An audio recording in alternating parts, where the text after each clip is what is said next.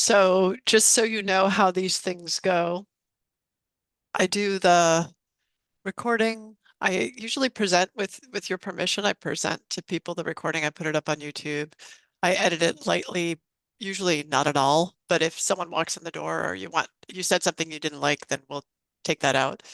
Um, but I don't make that the main feature. So I make the article essentially a transcription of the recording that I go and edit and make more concise because inevitably people are doing and likes and does, and sometimes we get on tangents. And so I sort of edit it down into something that feels like a flow, but it looks like an interview. And then I say all that, and this will come out probably a week after next week. So I have Chitras to come out next week. And so it'll be a while. So you'll have some time to look at it and see if you agree with the way I've edited it and stuff. So Okay. you'll have control over that stuff. How does Okay. that sound? Does that feel good? So, yep. Cool. Sounds great. Awesome. All right. So, and how are you? I'm doing well. How are you?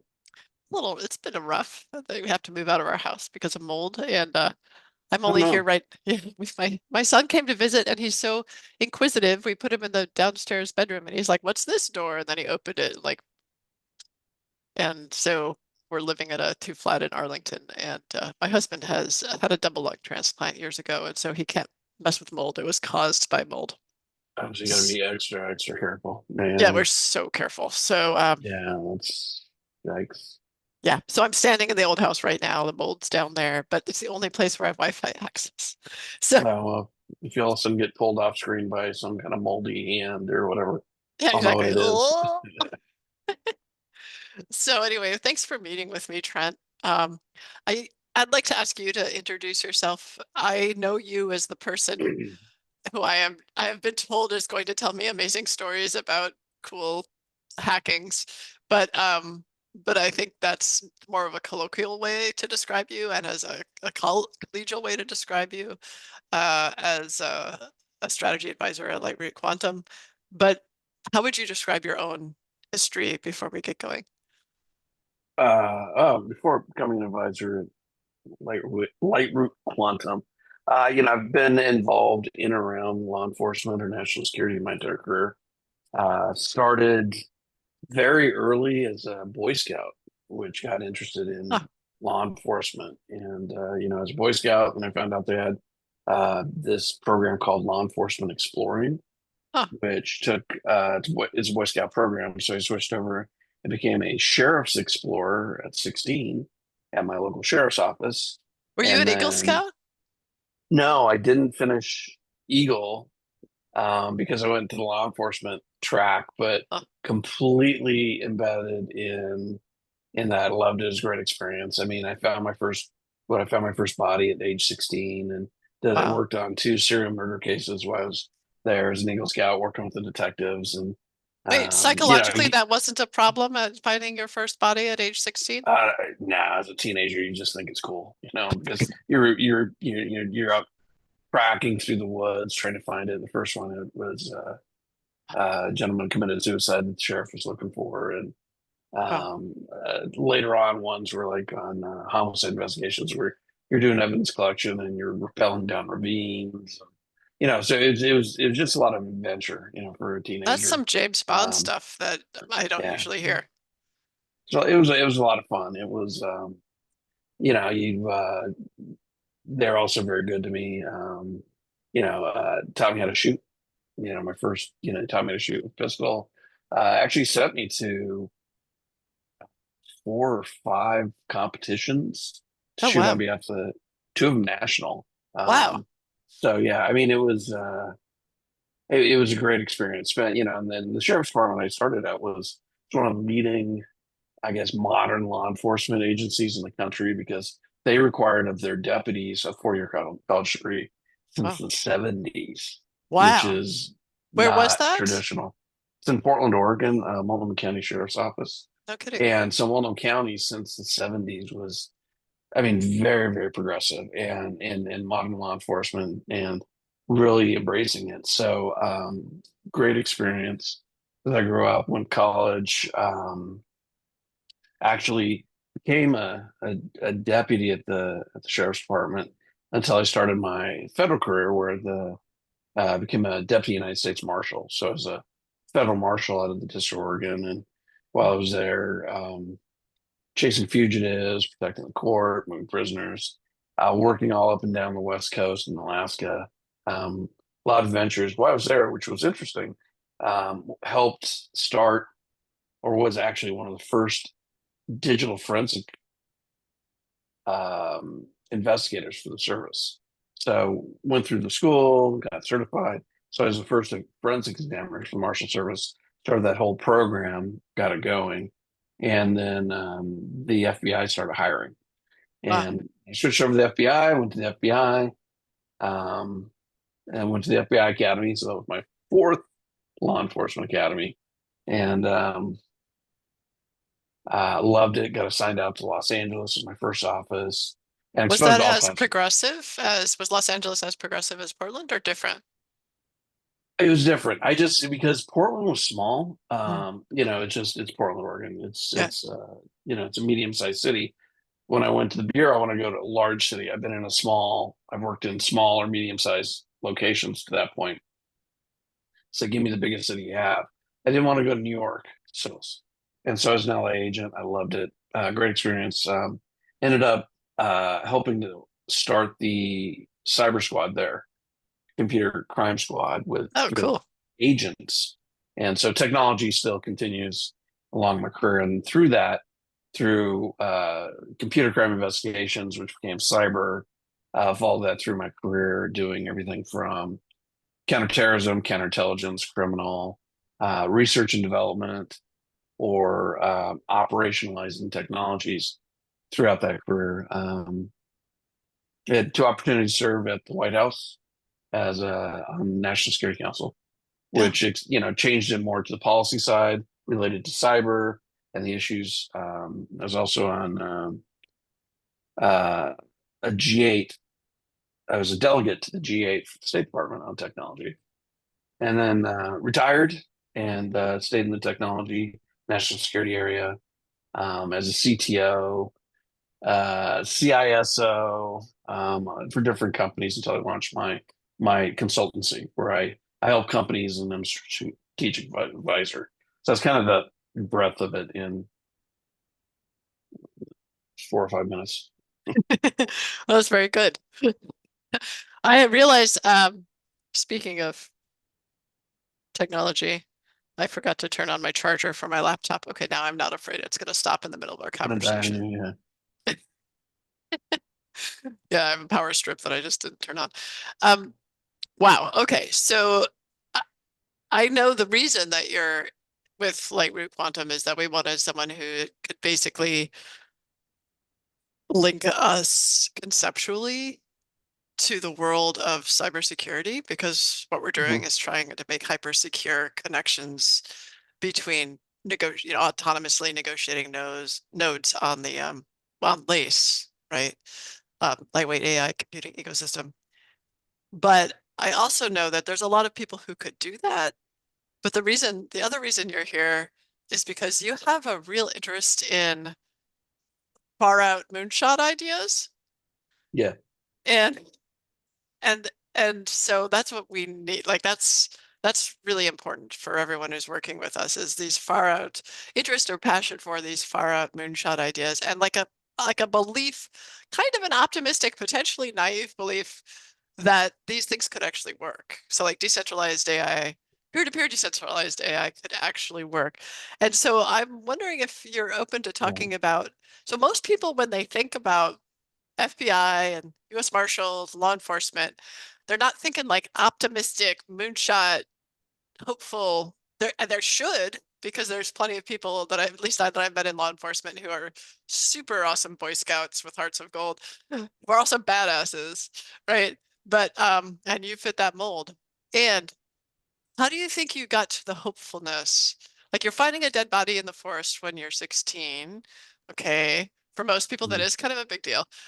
How do you think I'm going to assume you agree with me that you're optimistic.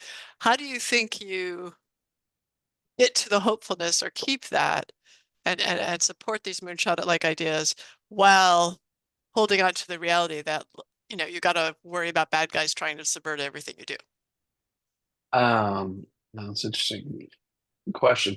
So I've always been a technologist, so I've always been involved in it, even throughout my career at the agencies.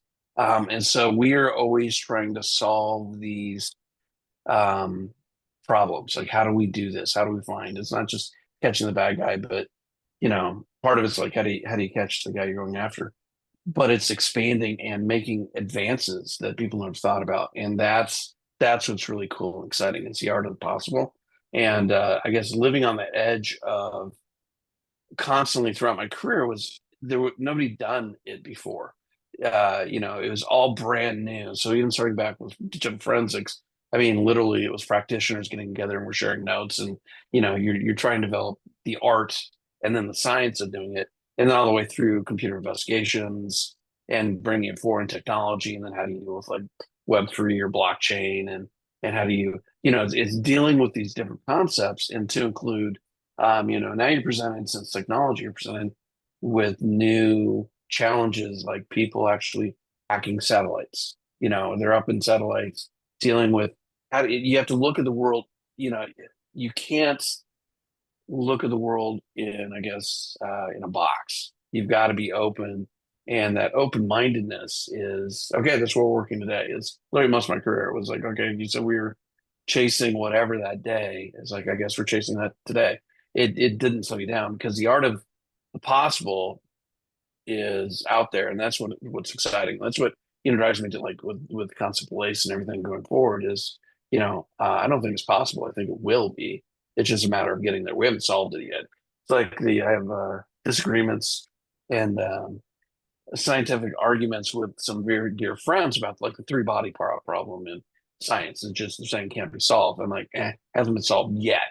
It's just, it doesn't mean that math's not out there. It's we just don't know how to get there, and which they agree. But um, it's where we're going and how the So you're national future security. focused. That's what it is. Oh You're yeah, future focused. Big time. future for yeah, Yeah. where we're going, and I like the idea of never been done, and so that's what draws me to it, Yeah. and then trying to solve it. And Yeah. since I've never been told no, I guess you figure out those answers because I never learned that you weren't supposed to do it that way.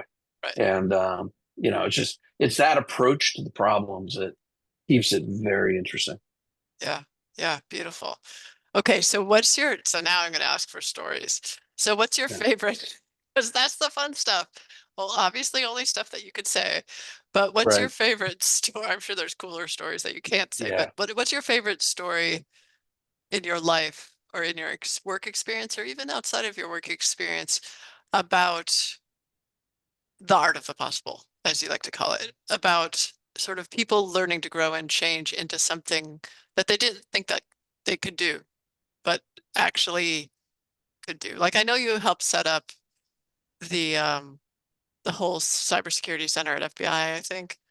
Oh yeah, the NCIJTF, National Yeah. Cyber Invest, the National Cyber Investigative Joint Task Force. So I started with 4 people, and it's grown into I don't know how many people now, but it's like 22 agencies, and it's the uh, focal point for all cyber investigations for the U.S. government, both criminal and national security based. So you're bringing all these different agencies together into a focus and coordination cell to figure out what's going on, which Yeah. it's challenging in and of itself because the NCIJTF, when it was established, um, we were doing it before we actually got presidential backing, Oh, and so it's a coalition of the willing. I think what four you're people were willing. yeah, and then you're begging, borrowing, stealing for resources and space, and then as once you got the backing of the president, we then we started getting money, and he could do it. But still, there was no new legislation that came out of that. That was strictly leveraging every agency's current authorities and then doing it together. Yeah. And the whole secret to that was it was no third party sharing, and you could share what you want into the enclave, but nothing to go out without getting signed off by the people who own that data. And from that, we were extremely successful. I mean, it had very large impacts on the threat and the adversary. But So I mean, from that you can see the art of possible and different challenges coming in that you never thought you'd be going after. well, let me ask you specifically about that, because at the beginning, when you were starting with 4 people in a coalition of the willing, and begging, borrowing, and stealing for resources, did you think you were going to get to 22 agencies? Or, I mean, what did you did you have the like? Did you actually have that hope or that vision, or did you sort of get surprised?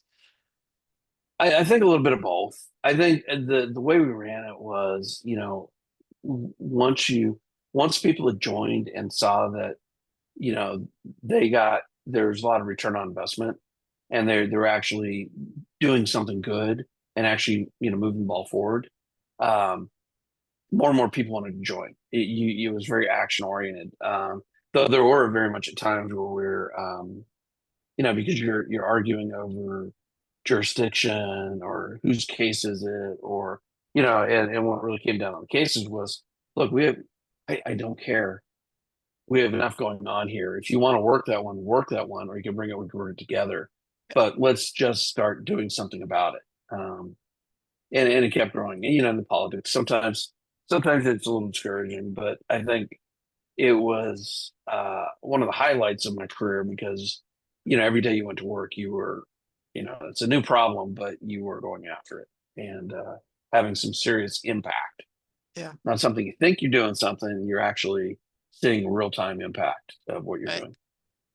right, right. And so the reason I'm asking in such sort of detail is because it strikes me that we could think about your, small group that started out small and then got much more impactful as sort of the unfolding of an AI node on Lace. Like at the beginning, it's just sitting around and saying, I exist, I'm connected to the network, ping, ping, ping. So it's just counting up time. And then in time, it says, oh, I have this computation I can do, by the way. And also, I don't care, if someone else does that computation, I can do it this way. I'm good at this thing. So it starts to get a reputation for this specific thing I'm good at. And other nodes are like, great, we'll use you. And it just feels like that's what happens when people just stand up and say, this has to get done. And the I don't care piece is really important. It's not, I don't care if you're using, it's not like you're being apathetic about things that are important. You're not saying I'm apathetic to, um, whether this request is coming from some sort of counterinsurgent, right? Right. You're Right. not apathetic about things that are important, but you're apathetic about the sort of the old-fashioned idea of holding on to power and jurisdiction. That is that true? Yeah, well, it's breaking down because it's always, people have pride in agency, pride in mission, and it's the old like, hey, that's what I do, or that's what I do. Well, let's do it together because there's just such an overlap. And so, once that's what the power of like, the task force model is, that you're bringing people with different authorities, you're working together and leveraging different resources, and you're actually making progress. And then, personalities drop away pretty quickly then because you're actually Yeah. um, um, making impact. I mean, Yeah. you're actually making big impact, Yeah. and that was so exciting. So that's, the fact that I guess a sign of, starting something is that it's still going, Yeah. and it is. But I mean, that's the important thing of it, is because the draw was, they didn't have to be there; they wanted to be there, and then Yeah. we're going to work together. And so you have to Yes. focus on that. You focus on the mission, Yes. focusing on making it happen, and that coalition of a willing, the But technology and the science, you don't even blink at it. It's just, right, you because you okay, just that's what we're dealing with today. it's doable for with people who Yeah. want to do it. Yeah, so it's also an example of how self-transcendence, when people are given the opportunity to engage in something that's self-transcendent and they can work together towards this goal, that's a positive goal. The other stuff of like petty infighting and holding on to little bits of low stakes power, it falls away because now you have the thing that people really want, which is this experience of belonging to something that's, wow, it's making an impact in the world. It has meaning. Right. So that's beautiful. Thank you. So when I talk with people about lace, in the very first article of this series, I talked about 5 attributes that I think are really important to bring into lace, and they spell world because I'm an acronym freak. And so the first one is wisdom, and the second one is openness. The third one is resilience. The fourth one, of course, as you know, is love, because I'm a love freak. And D is diversity. And of those 5, wisdom, openness, resilience, love, and diversity, which one do you feel you're most passionate about talking about or thinking about or moving into shaping with respect to lace? I think the openness is Yeah. gets my attention because I mean, really with lace, the other thing that comes with it that I don't think people, I think this is where it's going, or I hope it's going, is so you hear a lot in cybersecurity about the idea of zero trust and going how you can, well, you can't have zero trust without identity. But this framework, actually, if you're a node in the network that you're doing computational, you're kind of known, and so you're able to do. There has to be that trust in order to process. It's like either I do the computation or that other node does computation, but that coming together, that's going to speed a lot of work. It's going to reduce a lot of fraud. It'll reduce a lot of, not that it's a direct comparison, but it's that identity piece and openness and connecting so you can see what's going on going to change. I mean, it's going to make it work so much more efficiently and with a lot more trust than other systems. I mean, it's how I give you my data. How do I trust you with my data? Is Yeah. this the right data? Has the data been compromised? Is this confidential? The whole CIA model going through that. But that makes sense. I don't know if I articulated that well. Yeah, let's talk about it some more because I think it's really important. And I think maybe you're the first person who used openness as their one. So I want to really focus on it more. So currently, like the CIA model that you just referenced or the intelligence community model, won't even say currently because it's changing, right? They're really trying to get into open source intelligence. They're really trying to get into having things be more transparent also from the agency outward, right? But in the past, Mhm. sort of the post Cold War model was we have to hold on to secrets as much as we can because that is our power, right? Well, And and just let me. So CIA, in a sense, I started using acronyms. So it's confidentiality, integrity, oh, and availability I thought we were in going meta cybersecurity is the level. model. No, not the Central Intelligence Agency. However, on the openness side, if you're doing if you're doing computations and you can trust what's going on and it's a trusted network, that openness that it's actually more secure. Agree. It's how the power of open source over closed code and then what you're using for. That doesn't mean that openness you can't take that entire system like is designed and move it to an offline system where you may be processing. You want to do processing of classified information so you don't know what's being seen, but it's that trust so you have more people looking at it is what I'm thinking. It's that open source openness. What are we actually talking about? And then you advance things that you don't even think about. Yeah, didn't even know we could do. Right. um is what I meant.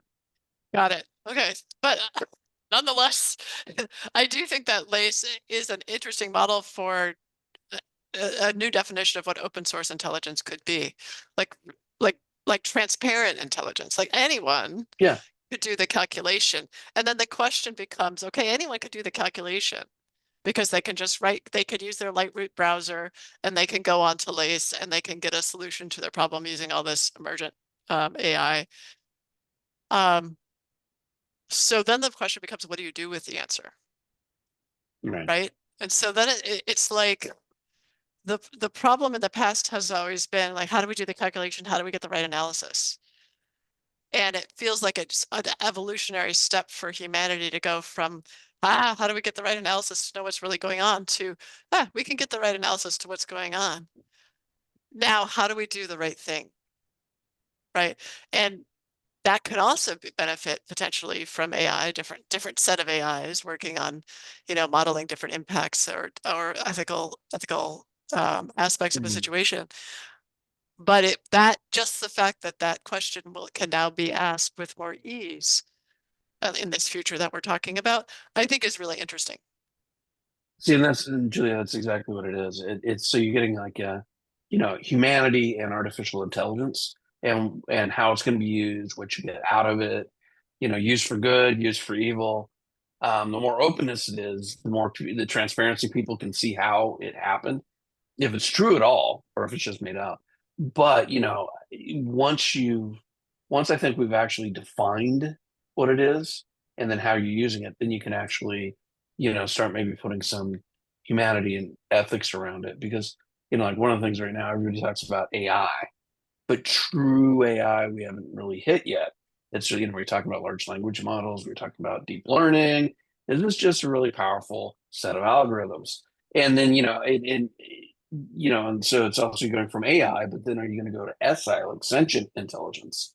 Everybody's oh AI, hey, that's going to be HAL 9000. No, probably the next step may be sentient intelligence. We're not there yet, but a lot of the fear is like some kind of sentient intelligence where, okay, how do we deal with it?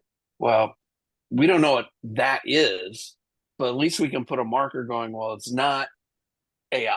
AI goes up to this point, LLMs go up to, how you're doing it. So you can actually, how do we use this concept? And then that's where openness, trust, ethics, and you bring in Asimov's, three laws of robotics versus, or four laws of robotics, depending on when you read it. And, do no harm, basically, and how are you going to use it? The way I see it in openness. So right now we're at a fork. So depending on who you ask when it relates to artificial intelligence, it's end of the world. Yeah, It's tuberism.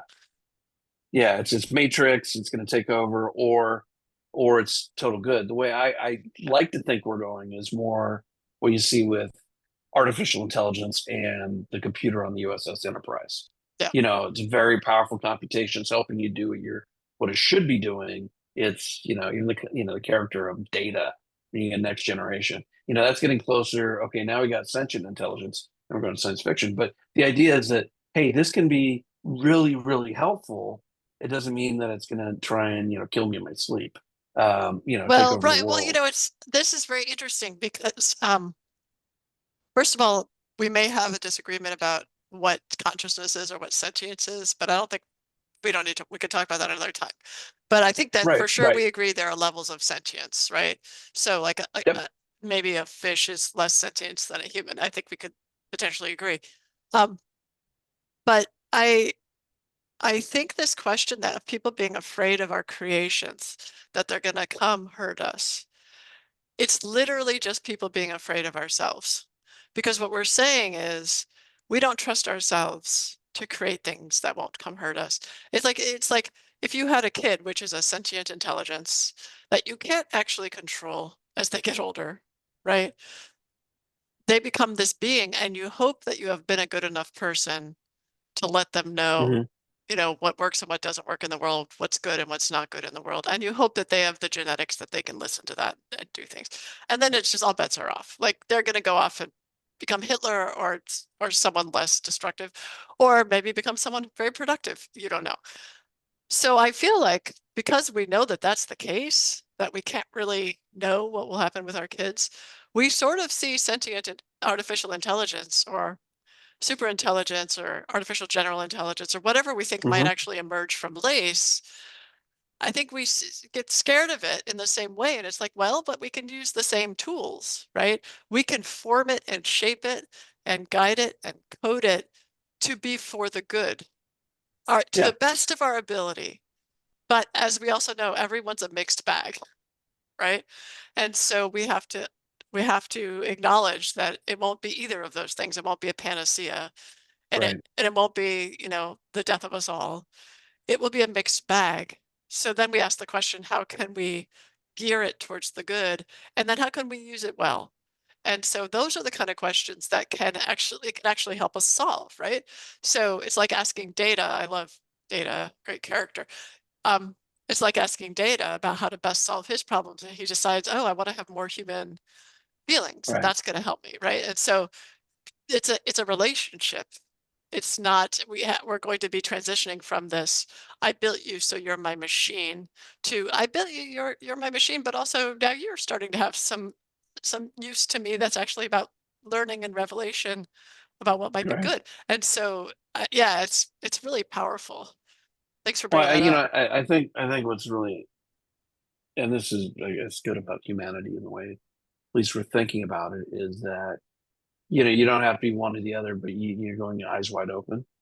It's like you understand what the risks are. Hey, we can build this, but should we? Right. And it's not totally, oh, it's kind of see and we totally lose.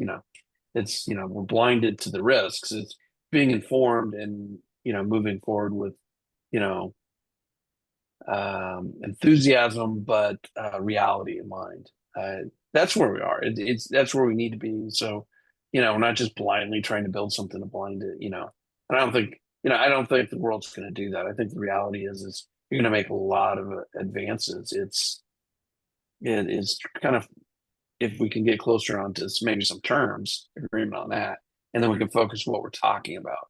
Because there's a lot of talk right now about artificial intelligence, around the world, up on Capitol Hill. I keep going, okay, what are you talking about?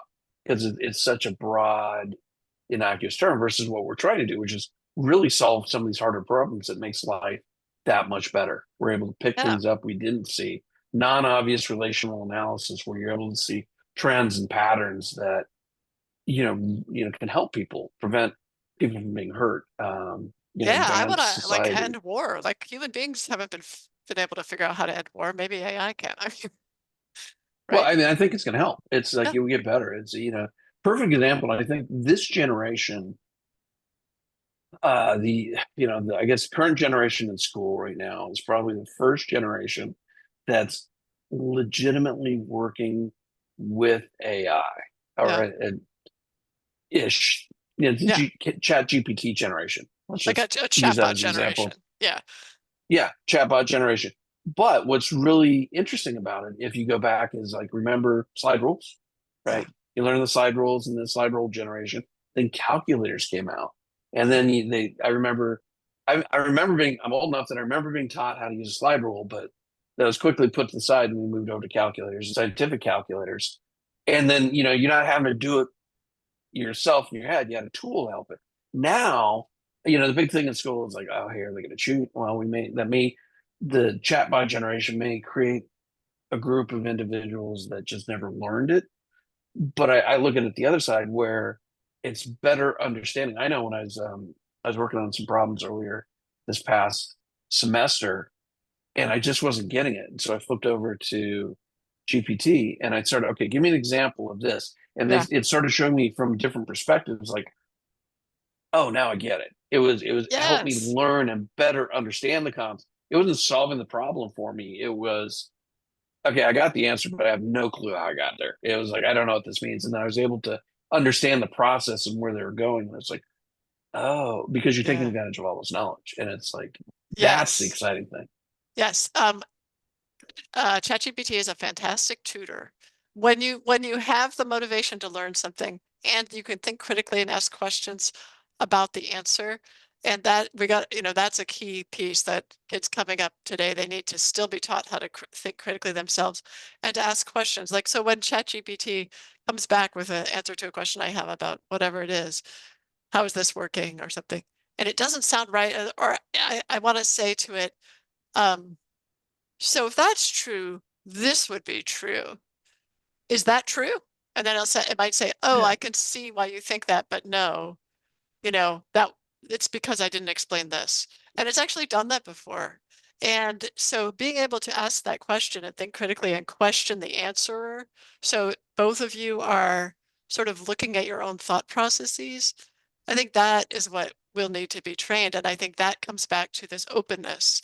If there's transparency Yeah. about sort of thought processes in AI, which AI node is talking to which AI node of what computations are they doing, that teaches us to be aware more of our own thought processes, just by example, you know?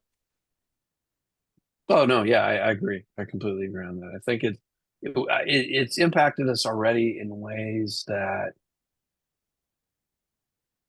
at least I haven't even appreciated yet. So you keep kind of, I didn't appreciate it could be used that way. And it's like, wow, it's really changing and see how an entire uh, generation of people we're changing because of technology and how we approach things. Yeah, It just, it's exciting. it is exciting. So what is your, as we're ending things up in our conversation, what is the thing that you're most looking forward to? Let's assume it's the year 2026.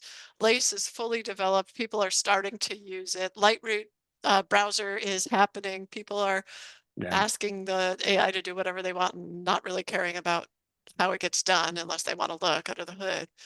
Um, what's your favorite sort of outcome that you visualize? And let's put it in present tense, What? like it's 2026 right now.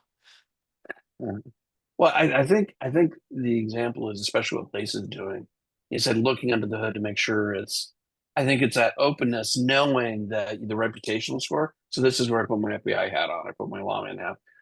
It's trust, it's identity on the user, it's identity, it's the integrity of the data, and then the process, so that you know that the person just using it, you can trust the answers you're getting, and then move forward. You have openness of, especially this year 2024, we have a big problem with disinformation, information disinformation going back, and AI, kind of the evil side of it, versus 2026 actually being a place where you know what nodes is processed on, the reputational value, the reputation of the data you're getting back, you can double check, and then I have some certainty of what is real as you move forward. And then all these other ones, lower reputational, get, cast away, or they're not taken as part of the calculation.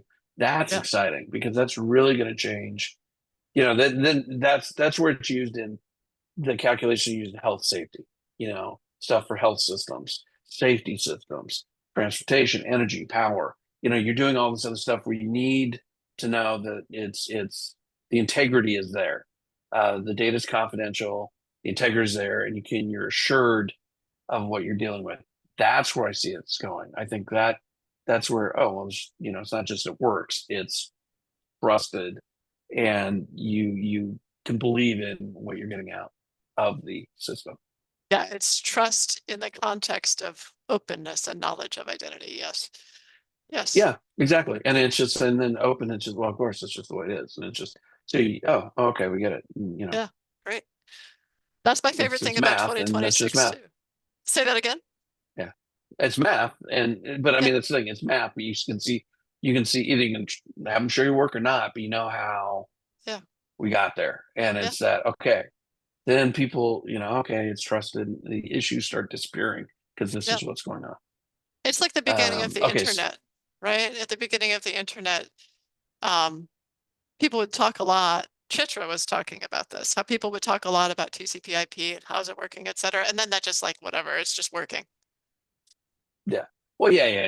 We can get in. Okay, we'll get on and do some subnetting here. We'll talk to TCP/IP, and now we're going to do it, and it's just working. And the cool thing about it is, right now we're thinking about TCP/IP where we are. It just works, but that's going to expand. We got the entire space exploration coming up, and we're moving outside Earth, and so now you're going to need a new network, and so lunar TCP/IP. That's an entirely different network, and now you know. Anyways, to your And that point, should yes, it be, just works, and it can be trusted. that's right. And all those IP addresses should be nodes on Lace, right? I want a lunar node on Lace. I want a What? Mars node on Lace.